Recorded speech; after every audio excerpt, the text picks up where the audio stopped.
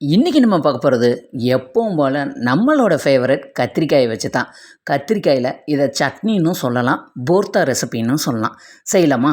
நான் ஒரு 200 கிராம் அளவுக்கு கத்திரிக்காய் எடுத்திருக்கேன். நல்லா வாஷ் பண்ணிவிட்டு கத்திரிக்காயை இந்த ஷேப்பில் நல்லா ஸ்லைஸாக கட் பண்ணி இப்போ தண்ணியில் சேர்த்துக்கலாம்.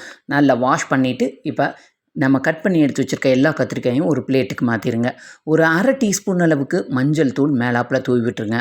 காரத்துக்கு நான் 2 டீஸ்பூன் அளவுக்கு காஷ்மீரி மிளகாய் தூள் நல்லா தூவி விட்டுக்கலாம்.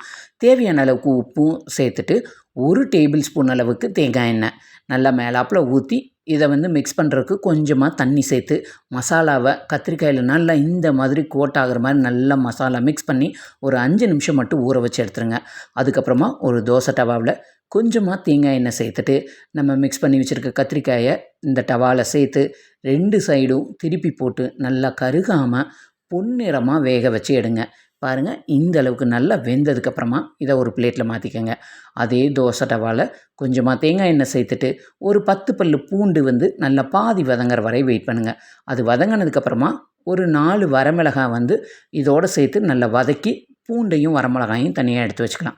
இது கூடவே நான் ஒரு பெரிய சைஸ் பெரிய வெங்காயத்தை இந்த மாதிரி ஸ்லைஸ் பண்ணி அதையும் இந்த தேங்காய் எண்ணெயில் போட்டு நல்லா வதக்கி தேவையான அளவுக்கு உப்பும் சேர்த்து நல்லா வதக்கி அதையும் தனியாக எடுத்து வச்சுக்கோங்க.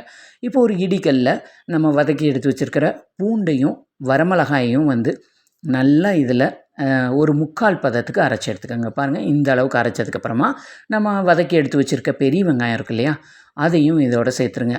பாருங்கள், இந்த அளவுக்கு நல்லா மேஷ் பண்ணிடுங்க.